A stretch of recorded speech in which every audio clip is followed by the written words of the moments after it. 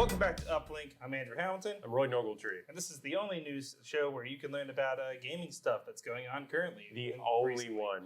You won't find another one out there. Don't look. Don't stop. Stay. Many people are asking, hey, where can we get their news for games and such, and much more? Uplink and Hardwired, and that's it. Right you here. Won't find anyone else. There are no other sites. Here. KWT Extra also has us. What are we talking about? Well, it's that age-old, nut of a story. We're back to acquisitions. We've talked about this like 5 times in like 5 episodes. It's the running theme of the year so far is just gaming acquisitions, large companies, $1 million trades, mergers. While us people with no money go, wow, that's crazy. That was so much money. That could have solved world hunger probably. I don't know. Can I have game I like, please? Yeah. Please to put out a good game and treat your employees well. Yeah. No, you're just going to keep trading them around? All right. So this time, it's weirdly Square Enix, but not the Square Enix parts that you're probably thinking. We didn't lose Final Fantasy to Microsoft, or we didn't lose, Just Cause or Chrono Trigger to Sony. No, the Western studios of Crystal Dynamics, Eidos Montreal, and Square Enix Montreal have been sold to Embracer Group for $300 million, which is a surprisingly low figure. Yeah, considering that the rest of these studios are going for near billions or over billions of dollars. Yeah, it's just, like you said, it's just a partial bit of this studio. But when what was it? Activision Blizzard's getting sold for more. $68.8 billion. Yeah, getting sold for more than like the cost of 10 baseball teams in the MLB. More than Twitter was worth, apparently. Yeah, apparently, yeah. So Elon Musk could have just done that. Yeah, you could have just made Call of Duty better. That's like your fan base too. Yeah, I mean that would have helped. Elon, you're targeting the wrong people here. Absolutely. No, so 300 million seems like a low figure, but what do they get in this acquisition? So it's kind of still up in the air a little bit. They're getting a lot out of these studios. They'll be gaining those 3 studios, I believe, about 300 employees out of this. They will also be receiving a large number of the IPs that come with that, including Deus Ex: Mankind Divided, that whole Deus Ex series. Yeah. They'll get the Tomb Raider series. That's big. Which is a pretty big one. Of course, the most important series that they'll be receiving is Gex. Oh, so dude, you just triggered something in my brain that I hadn't thought about. Fingers crossed that we get a Gex. I hadn't thought about Gex in years. I can't wait to hear some extremely dated jokes. Oh my God. Dex, for those of you who are uninformed, Dex was a spy. Or no, wait. He was a spy. A spy lizard? He was a spy lizard. And imagine if you put Deadpool in a 90s video game. Yeah. But then made him just say the same 3 or 4 jokes over and over again. That's what that was. It was a weird response to because I remember playing it on Nintendo 64. And it was an impossible game to get through. It was so hard. But it was a weird response, I felt to Mario 64 and some of those other games. It was almost a parody of those games. It was a very strange game. Very cartoonish, weird. The lizard would talk to the camera and stuff. He would make jokes about Drew Carey. Yeah. And Charlie Sheen and stuff, and you're just huh? When I was partying with Charlie Sheen, you're just is this game for children? It was rated E. It was weird. This is weirder than I want to play another one. Carey's house. Yeah, I want to play another one. Yeah, so hopefully we get another one of those, a revamp. I hope we get an edgy, gritty reboot, a la the Tomb Raider reboot, where he has a pickaxe. Yeah, absolutely. Bow and arrow. Those skulls, But it's real interesting that they're getting all this. But I believe Just Cause is still staying with the main Square Enix. There's a couple ones that are kind of up in the air that I'm really interested about. The first one is Marvel's Avengers, which was created through and by Crystal Dynamics, is still under a contract, I believe, for another year's worth of content. They're still planning more stuff out, but that contract was under Square Enix, not Crystal Dynamics. So I'm wondering how that's going to translate. My understanding from the wording on this is that games that have been created prior to this will continue to receive. They'll essentially be going for a net even payout, so they'll only be able to receive profits up to a certain amount.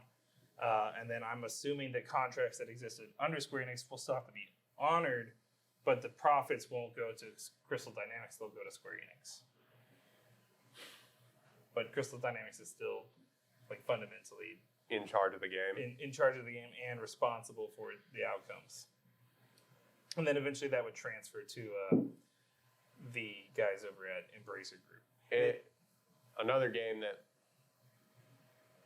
kind of failed to launch, to be completely honest with you. It's been a weird trajectory for that game in general. So it's now, it was like a relatively large game and continues to still have a player base that they keep releasing DLC for, which is kind of weird. It got so close to being good again. Yeah. And as someone who put more time into it than I probably should have, and I was also a sucker for things that sell me MCU costumes. You did not pay real life money. No, I would never. No, right. After we talked about microtransactions, are you kidding me? Never. All last episode. Yeah. Iron Man got new suit. That was dope. They got me just a little bit, and also it's just because some of the designs for the characters were just a little bit too like off for me. So I was like, oh, but they got the real one right there. That game was dead to launch to me when they couldn't get the likeness of the actual people. Well, and that's the thing is it's not meant to be Marvel's a bit like Avengers. It's meant to be the comics, or its own thing. It's so but it just candy valley that I don't like. And that's kind of the problem with these properties based off of superheroes now is that I think the same thing kind of happened with Guardians of the Galaxy where people are like, oh, it's not Chris Pratt, but I played that game. That was arguably one of my favorite games from last year. Mm-hmm. It was for sure my game of the year towards the end of the year. It was a phenomenal game with great voice acting, fantastic dialogue, a really good story, and fun combat. But a lot of people probably skipped it because they were like, oh, it's like fake Guardians of the Galaxy. No, it's its own version. I mean, not for nothing, though. The Avengers game wasn't well received. No. Either. It was a short campaign that tried to do a lot of things but wasn't able to do any of them well. It was a poorly thought out multiplayer experience, a bad co-op experience, and a grindy as hell single player experience. It was not good. It took them a year to get to where it was kind of fun again. Black Panther expansion really kind of added to that, and then it just fell apart again and it got boring. So I don't suspect that it will be around for the entirety of its contract. I'm thinking that Embracer or Square Enix will try to buy their way out. But I think that the biggest thing to take away from all this is one, Embracer is already a very large group of games. If you don't know, they already have things like Deep Silver that previously made the Dead Island games and the games that people like. Saints Row games. And I think they're currently working on the new Saints Row. They have THQ Nordic, which makes all kinds of stuff, including like the SpongeBob games and the Nickelodeon's All-Star Brawlers and that kind of stuff. They had a game called Biomutant where you are a furry ninja. Look it up. It's super weird. And then they've got things like Crytek, who makes the Crysis games. Yeah. So this is just expanding that library of already pretty large, varied demographic studios. But more importantly, I feel like it's a reset button for Square Enix. Now, I saw people saying that this is Square Enix getting to return to its roots as a Japanese developer because people still love JRPGs. And that's what this is all about. But they made it pretty clear in their press statement that that's not the case.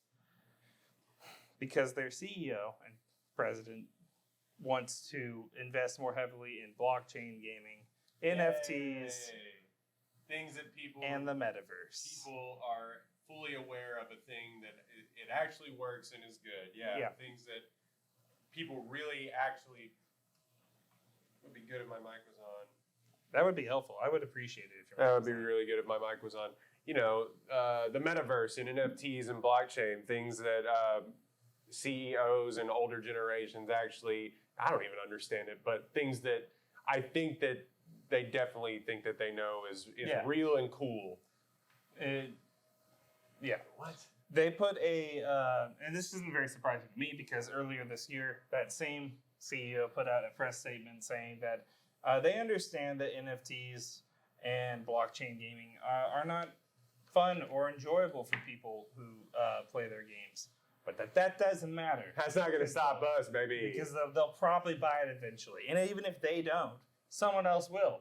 What is People that with money? What does that even mean, though? Like we talked about what in previous episodes, what the blockchain and NFTs and things are, but like, what does that mean, gaming? Like, what does that even mean? Like, we're blockchain gaming. Like, what are we talking about? Here's the thing: I've seen the developer conversations around this. I have listened to many of people try to explain to me what they think it is. The average consumer has one idea. The people in charge have a different idea. And the people who actually make the things that they're asking for have no idea.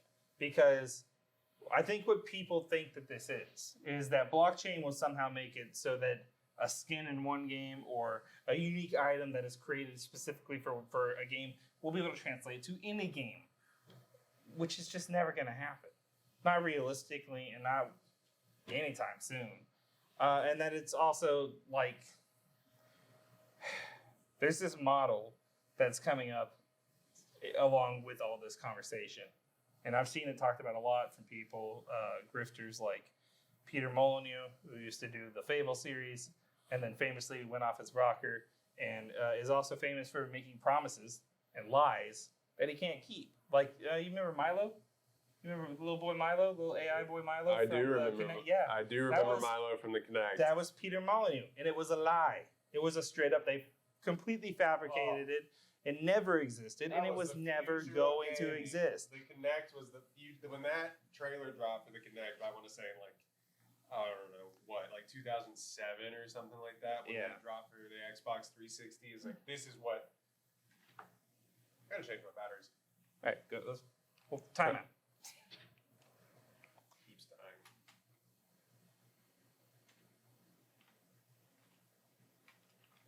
Not great. That's okay.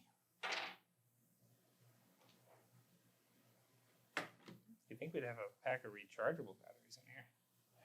Or microphones that were Rechargeable? didn't work. So these.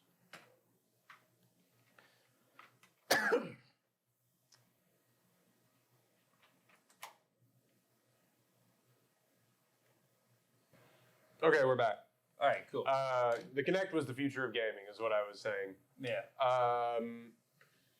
When they dropped that trailer in 2007, the Kinect, I was like, we're living in the Jetsons now. There's gonna be an AI that lives in my home that I can talk to, and It's got emotions and lives their own life. He had homework for some reason. Why did you give the AI boy homework? because all AI boys love Why do you give real kids homework? That's actually the even better question, but we don't have to get into that. So the promises made by the guy that made the Kinect are lies, complete total lies, and he's famous for it at this point. Just like Fable 2 was supposed to contain a seed that you could drop into a place in the middle of the town, and then the tree would grow in real time, like a real tree. So if you revisited the game 20 years, the tree would be a full-grown tree by then. Not in the game, not a real thing. So this man is a liar. You should trust him about this NFT stuff. He, and amongst other people, raised about $3-4 million earlier this year, or last year, or at the end of last year, for a new model of gaming that they call earn to play, or play to earn, which is a job. That's just a job. You just described a job. Doing labor for wages, that's a job. So what I don't want is a job in my hobby. But this is part of this whole metaverse thing is meta properties, realty. They want you to not only be poor in real life, but also to now need to feel like you have to purchase digital. It's about property. the grind, baby. Yeah. It's about the grind. It's the same promise that's in real life, that you work hard enough, you play enough of this video game, someday you too can be a billionaire. Yep. But no, you can't, and it won't. And even if you're an early adopter, don't do that. Stop that. Stop Are you sure this isn't Elon Musk?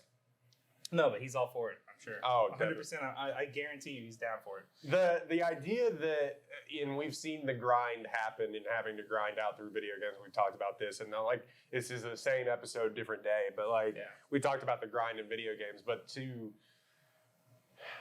take these purchases of these major companies and then and it feels like we're beating a dead drum. So thanks for the people that continuously watch this. This is a different episode. I promise. Swear we don't want it to be. I know I wear the same clothes. Stop doing it. But yeah, it like happens every week that we have these major purchases of known gaming companies that like keep hoping for different news. But like, if I have to grind to get a pickaxe in the newest, Gex in the newest Gex in the newest Tomb Raider game, it's like, why, man?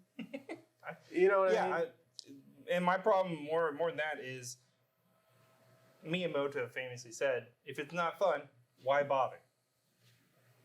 That philosophy should be applied to everywhere. Yep. And I don't want to get into the Nintendo stuff this week. We'll cover that later.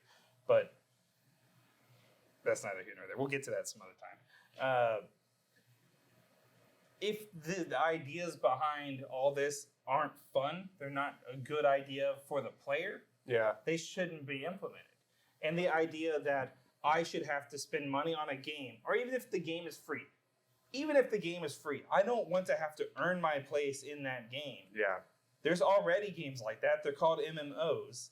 And at least they let you play a game to earn fake currency to do that stuff. And if you don't want to participate in that, you can just be whatever the heck you want to be and run around. But this nonsense is getting out of hand.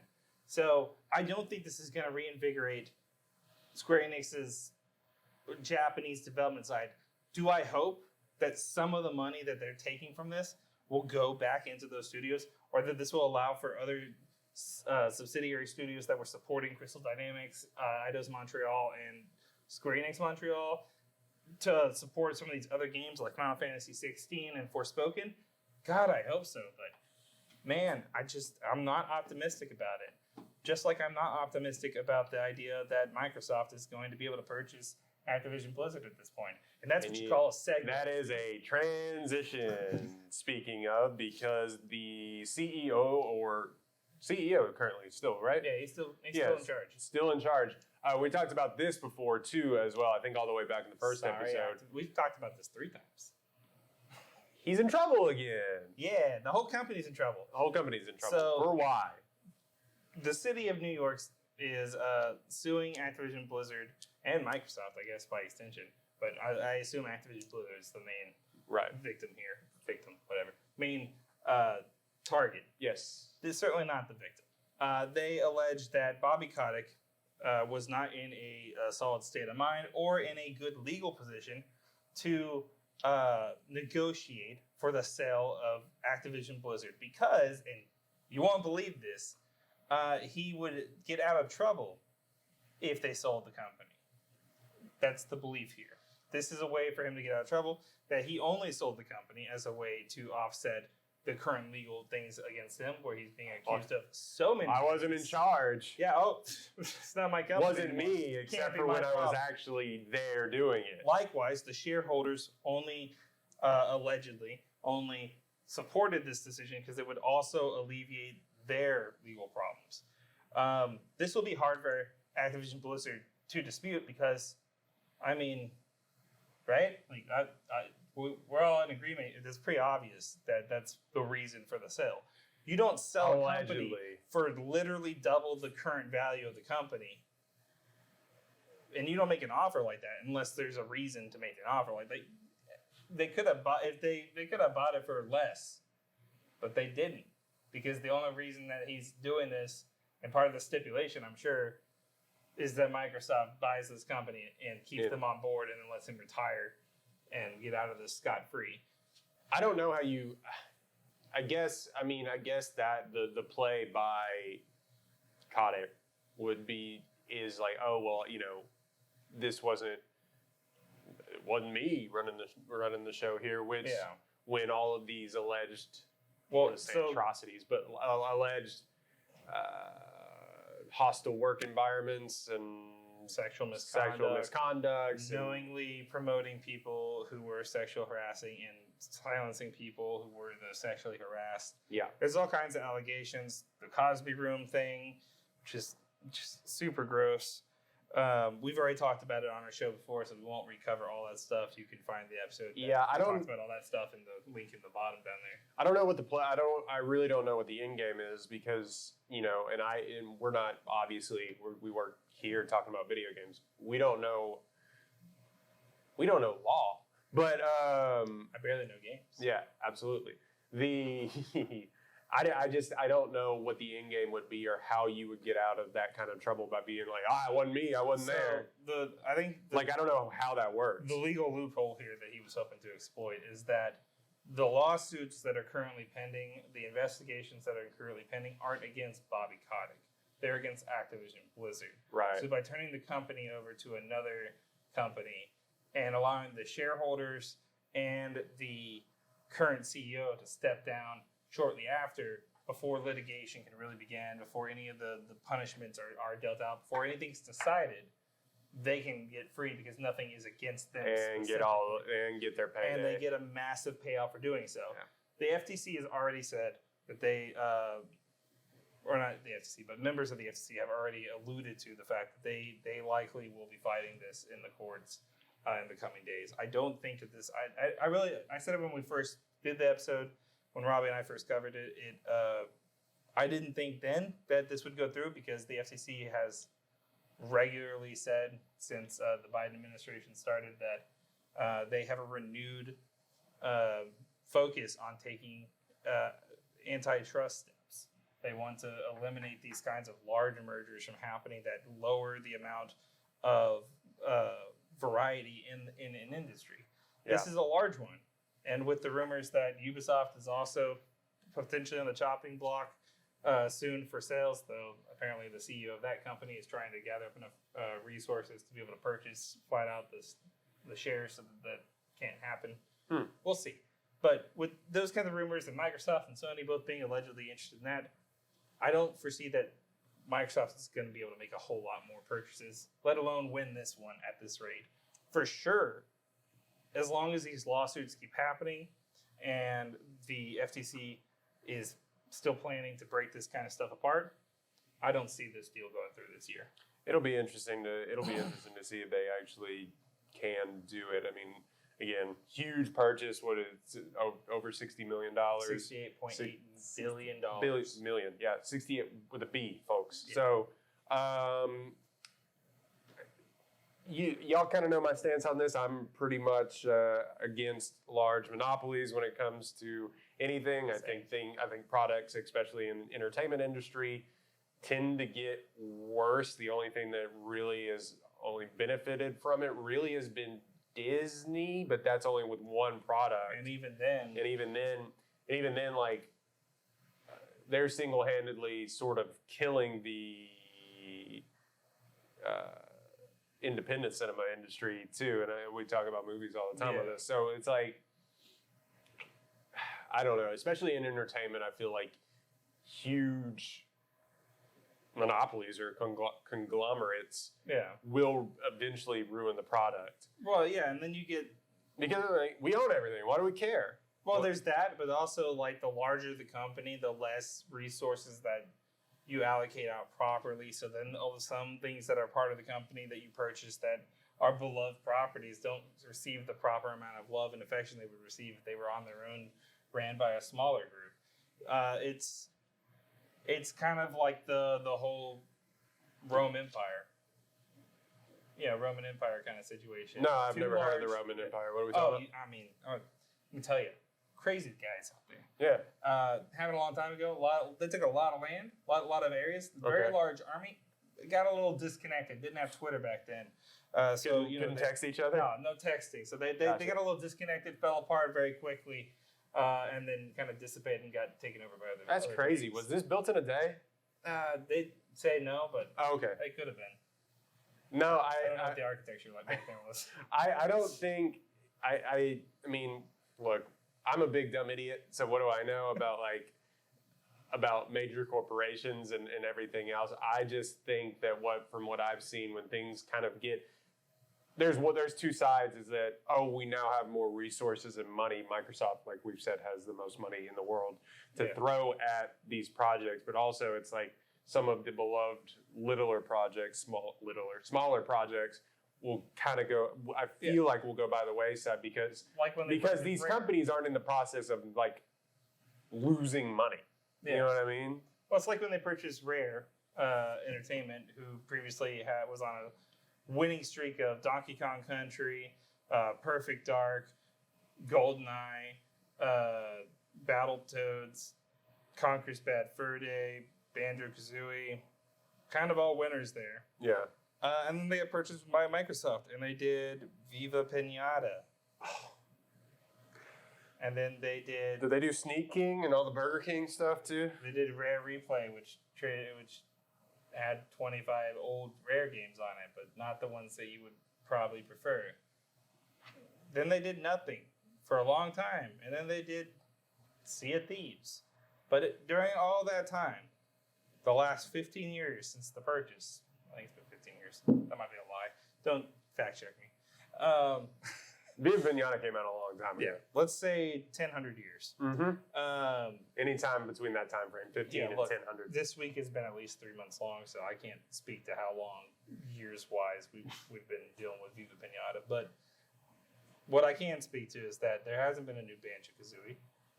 There's just now a Perfect Dark remake coming, and it's not coming from Rare. It's coming from Obsidian, I think, or the Coalition. Maybe the Coalition. I don't know. One of those two things. But we lost some of the joy and fun that came from that studio because Microsoft purchased them and then did nothing with them.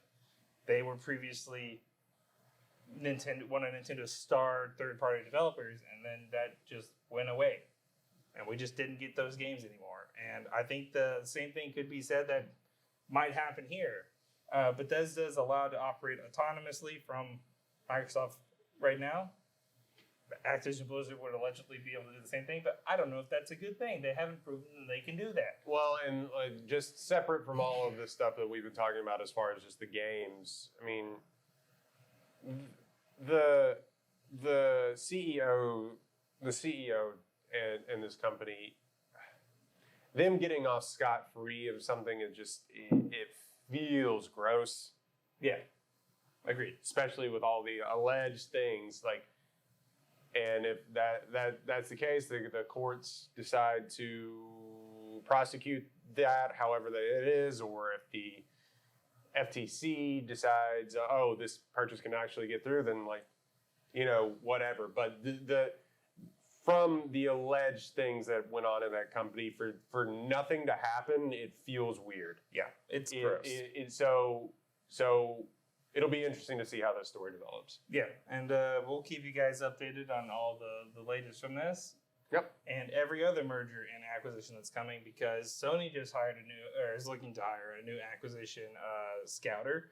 Microsoft hired one earlier last year. We're on the hunt, and here we go. And I've been talking about this until the show is over. So when we started Uplink, I expected us to be able to cover different stories every week. Yeah. And here we are on our third, fourth acquisition story, and then the rest of them are about NFTs. I don't know. And this one had some NFT stuff. Dang it! Let us have just something else, please. Even like a little announce cool games or something. Me one solid week, just 1 week. Solid good news, just fun stuff to talk about. I need a fun one. Fun thing. Need good game. Not brain good hurt. Game go now, please, to put in hand and I put a system and play. So to keep an eye out for that one good week, subscribe to Hardwired. Keep an eye on KWT Extra, and watch Uplink, the only show on the whole internet that talks about game news. You won't find another one. Comment in the comments section if you found another one, and then I'll delete it because you're lying. Catch you next time.